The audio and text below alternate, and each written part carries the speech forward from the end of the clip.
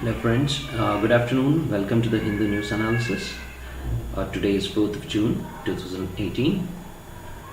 Hope those people who have written the exams do get through, and all the best for you guys. About me, Sagar B. Ashwath. I am a tutor at Shiksha IAS Academy and a faculty for Psychology, Indian Economy and Ethics.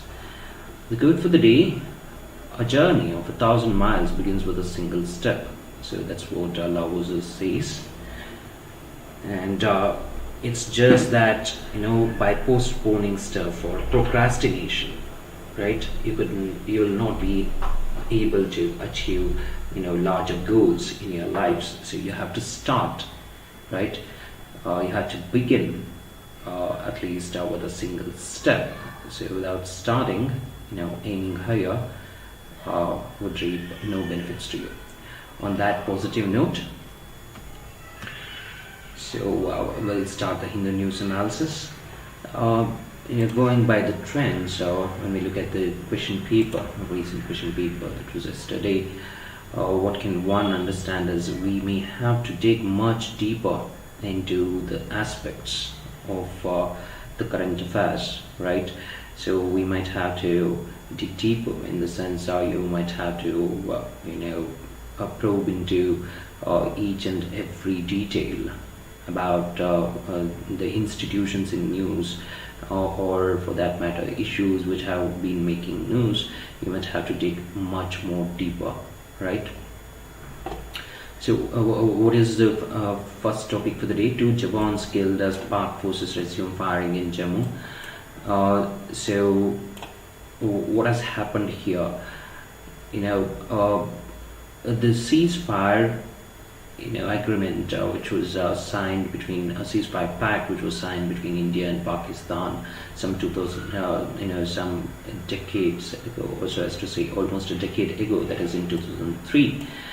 Both the DGMOs, Director General of Military Operations, from both the sides had agreed to implement this pact, right? Only few days ago, right? Just 6 days ago, they had decided that. But again, the Pakistan army has infiltrated the international border, and there was exchange of fire. And this is something which is really unfortunate. And probably there should be another meet of DGMOs, and also India might have to send a strong message to the Pakistan and Pakistan army, so that they keep their such infiltration bids from not happening in the future. Okay. And which were the areas? I think it would now be important for you to mark these areas on your maps as well. Park Wall, Kanchak and Garkal areas, right? So these areas, and where is this Kiran sector, Kupwara, so these areas are to be marked. Okay. So at least you must have a fair bit of idea as to where they are located on the map, right? A visual representation of places would be better. Okay. Going further, you do not have much in the first page, and then you have a race to save Hyderabad's Ashur Khana. So what is this? It is a 17th century Badshahi Ashur Khana. It is famous for the tile work, right, which is there in this building. And what is happening here? There is a restoration which is happening, and it turns into a house of mourning during the Muharram period, Muharram festival. And as of now, the workers are pretty busy in restoring this ancient structure, so as to say the medieval structure, right? So it was built sometime in 1611 by Hyderabad's founder Muhammad Quli Qutub Shah, right? So now that becomes important as well, right? Going further, not have much in this page. nothing in this page as well, and you have nothing here as well, and then nothing here.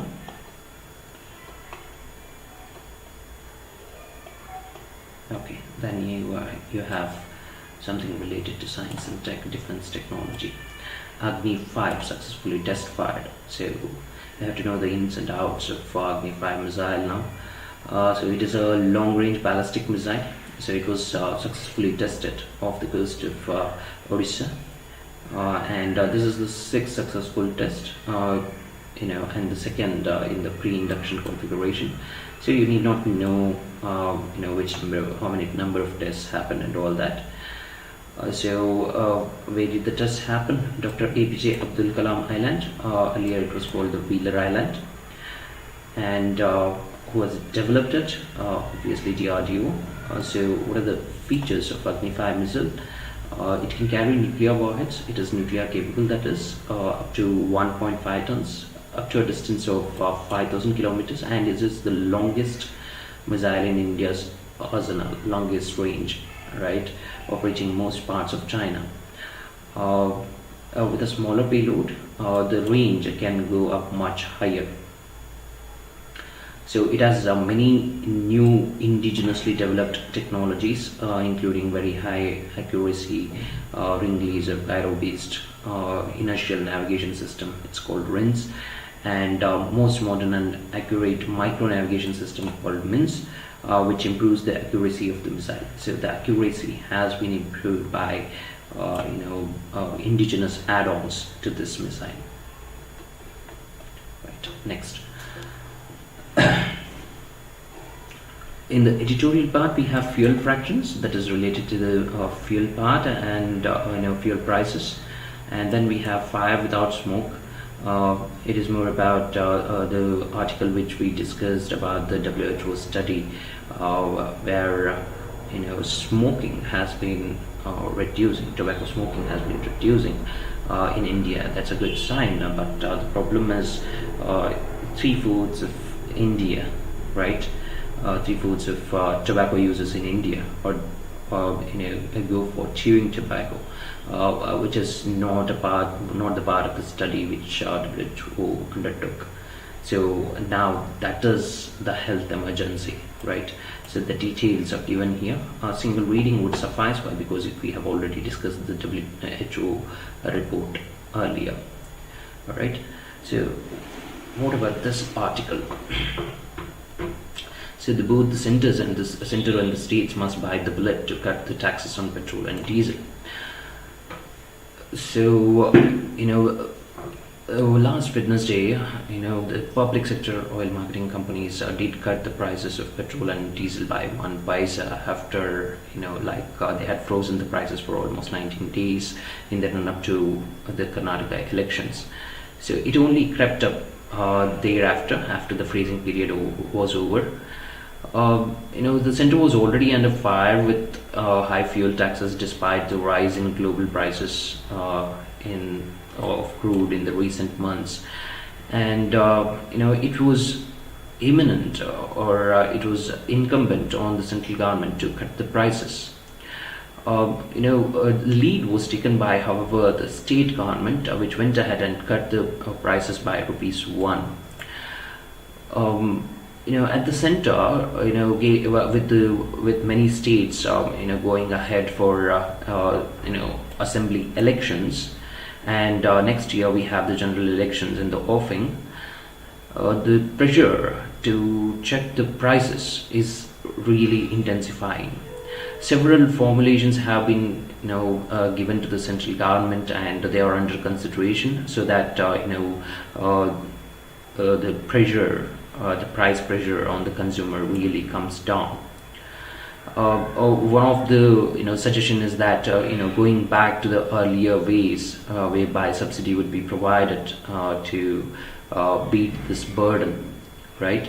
But there is still that problem right? There is still that problem where the government is reluctant to consider this option of reducing the excise duties. The excise duties have been increased 9 times since November 2014 till January 2016. That's when the crude oil prices had gone down. Uh, Overall, what can be said is the central excise duties have been increased by 11.77 and 13.47 for a litre of petrol and diesel respectively, followed by there was a 2 rupees cut which was announced as late as October 2017 when the prices actually started rising. Moreover, states are also imposing ad valorem duties which average at 26% all over the country. So higher prices of petrol would mean more tax revenue to them. To add to this, burden, they also levy value-added tax. That is, the states also, levy the value-added tax on the fuel prices, inclusive of excise duties. This is like a double taxation, right? So where it's not just the base price on which value-added tax is being applied, it is base price plus central excise duty. On that, there will be a value-added tax. So that would be double taxation, right? So the SBI research report, thinks that the prices could go down for diesel and petrol by this margin if only this tax on tax thing is removed, right? So giving up easy money is obviously not easy even for the center or the states, but given that there have been robust collections in the GST, right, it should make center in the states to bite the bullet now. Rising crude oil prices would spike the inflation and it would increase the trade deficit. It would put pressure on rupee because we depend highly on the crude oil which is imported, and further it would have an impact on GDP growth as well. So industry also has said, industrial bodies have also said that such high oil prices domestically would hurt the industries which are making a recovery only recently, and the global rating agencies are also saying that with the risks of oil prices going up to such levels, India's growth prospects might also be hurt, right? So that's what this entire editorial talks about, and let's see how the government handles the situation. There is this proposal of bringing this, petrol and diesel within the ambit of GST as well. And then you have Heed the Echoes of June 4, right? So what is this article about? This is the story of Monica Felton, Rajaji and Mandela. For us, Rajaji is important, and there was this particular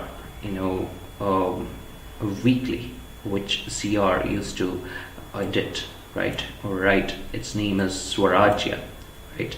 You had to know when Swarajya was started. It was C. Rajgopalachari who used to be the editor-in-chief. It's an English weekly, right? And you have to know almost everything about C. Rajgopalachari, right? They can ask in-depth questions now that it has been mentioned in the newspaper. Okay, next, about a small Mauritian island. So rest of the things you can leave it out or just have a reading, right? About a small Mauritian island. Why is India abandoning its commitment to secure the Indian Ocean as a zone of peace? So what is this zone of peace idea? Where did it find its first mention? So you have this small Mauritian archipelago called Agalia. So what happened here is that this has slowly turned into Indian naval base. And the government of Mauritius knows that it has not gained much from India, Mauritius is one of the main routes from where India gets the foreign direct investment. So it earns Mauritius a considerable fortune in fees, money that is enough for Mauritians to renege on its pledge to its own citizens. I say this is something which is written in the article, right? And it goes against the interests of India. Anyways, this particular statement. In 2015, the Prime Minister and the Mauritian counterpart, right, signed an agreement to develop, to allow India to develop infrastructure on the islands. When you say develop infrastructure, this is a good way of saying that military base will be built, right? India, is not doing is not only doing it in Agalia, it is also doing it on Assumption Island, Seychelles. And why is Mauritius the largest source of FDI? It's because of the investors take advantage of India-Mauritius double taxation avoidance treaty, and this there is a lax tax regime, and which is not strict, right? It's not strict tax regime, to avoid paying taxes. So going further, what is this ocean of peace zone? So it's like Mauritius is people of Mauritius are not happy with several countries leaving their footprint right on their sovereign territory. Here a group of Mauritians, right, have said that obviously they are not happy with it, and solidarity with the people of Agalia as well as those in Chagos and Assumption animates this group, right? A group of Mauritians. They are called the Indian Ocean. They have called for Indian Ocean to be declared as a zone of peace, and this idea is not something which is started now. It dates back to as early as 1970, when there was this non-alignment summit in Lusaka, Zambia. Various NAM members called upon states to respect the Indian Ocean as a zone of peace, from which great power rivalry and competition, as well as the bases, should be excluded. Right? They had in mind the 1965 thing which happened where Chagos archipelago from Mauritian territory, which was then controlled by Great Britain, which was then in 1966 treaty, was handed over to US, and this was not a good thing. And the French, also who were not happy with this. They had this La Réunion, which is southwest of Mauritius. It became a French naval military, and as soon as Djibouti won its independence from 1977, France also said it's not right to have bases in this area, and they vouched for a zone of peace. And US saw that such zone of peace is a very dangerous idea, right? However, in 1971, the UN General Assembly voted on a resolution declaring that Indian Ocean will be a zone of peace. So the idea that Indian Ocean should be demilitarized area was also put forward by National Security Advisor Ajit Doval recently, when he was having this Gale dialogue in Sri Lanka.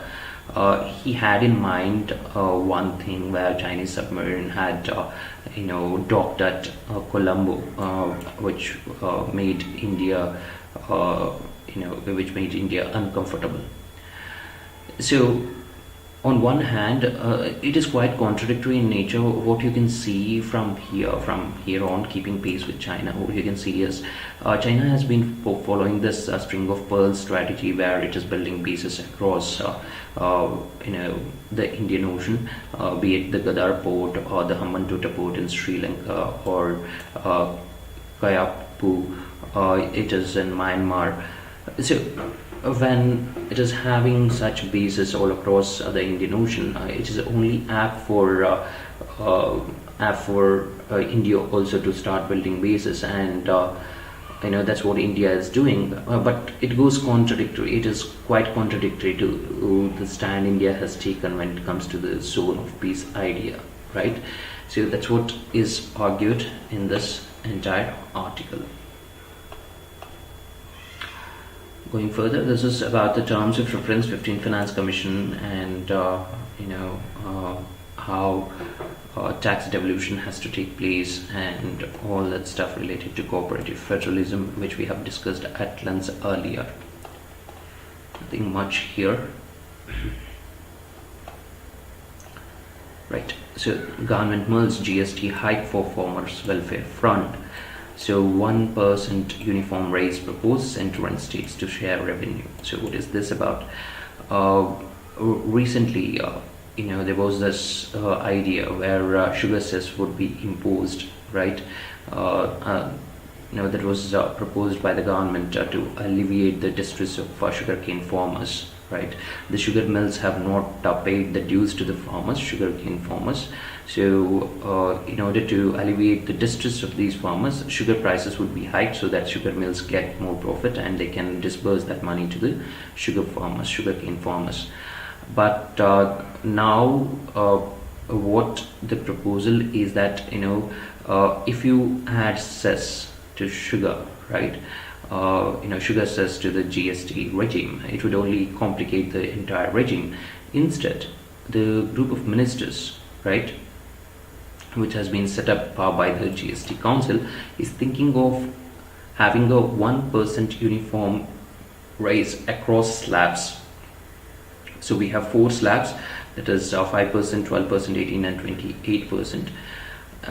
For all these slabs, increase it by 1% or 0.5%, right? So probably 1% for all the slabs.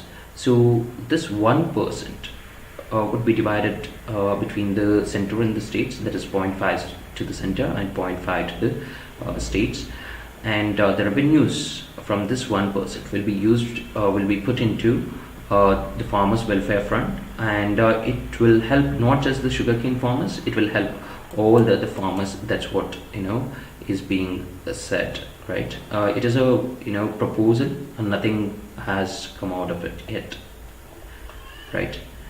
Next, nothing from here. And here, Navy rescues 38 from Socotra. So Indians were stranded after Cyclone Mikunu devastated the Yemen island. Okay, so what is this Cyclone Mikunu? How are cyclones formed? So that is something which would be given in your geography textbooks.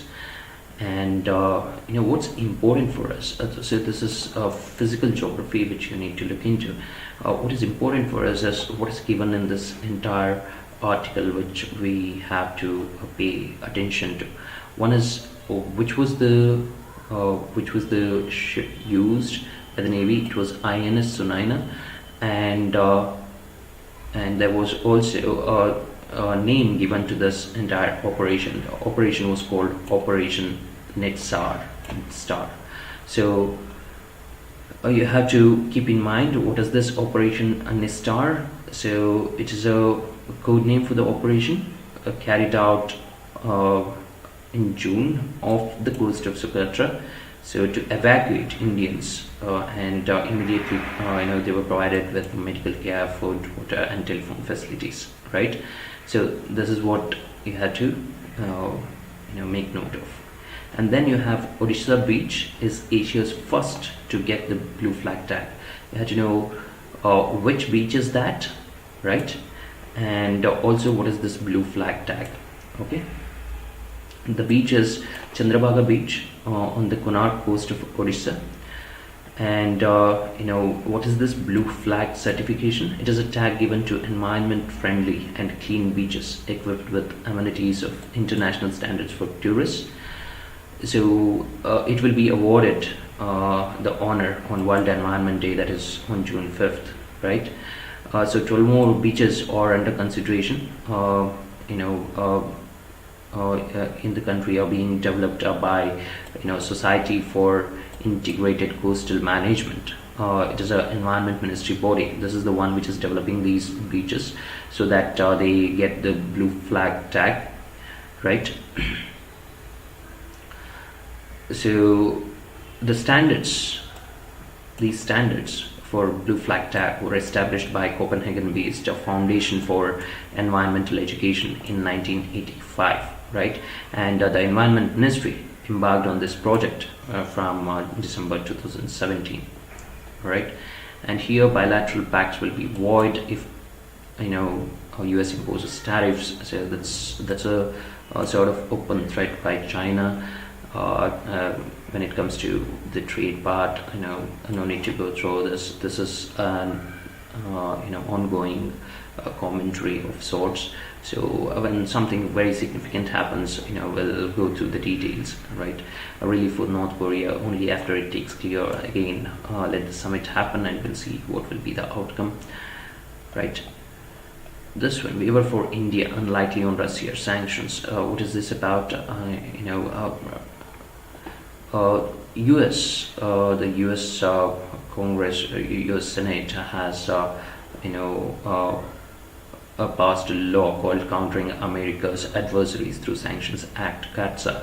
So it requires the administration to impose sanctions on countries that have significant defense relations with Kremlin. So America identifies Russia as, Russia as one of its enemies.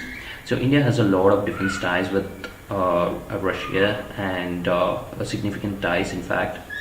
And because of this particular act, India cannot trade to such levels with Russia. Probably India has to pull itself back from all the deals it has made, right? From most of the deals, at least. However, US had earlier said that it is going to see to it that India would get a waiver. That is to say, India could still continue having relationship with relationship with Russia, despite the sanctions. However, that looks pretty out of reach now. But there are other routes to the resolution, but that resolution would not be a complete resolution. Why? Because it would not be a complete waiver, right? So an attempt is being made to have the language written into NDAA, National Defense Authorization Act for 2019, that would enable the Donald Trump administration to protect India from sanctions. However, that would also mean that the waivers would be applicable only for 180 days, provided the administration certifies that India is scaling back its ties with Russia.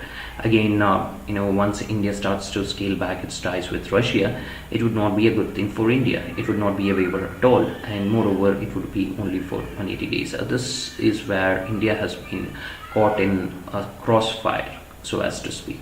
Okay, right. Next, you have FPI flows hits 18-month high. FPI flows in the sense of foreign portfolio investment outflows. From both the equity market as well as the debt market, the outflows have been increasing, and this is probably due to the surge in global crude prices, right? So because of this, the FPI outflows are happening. Okay.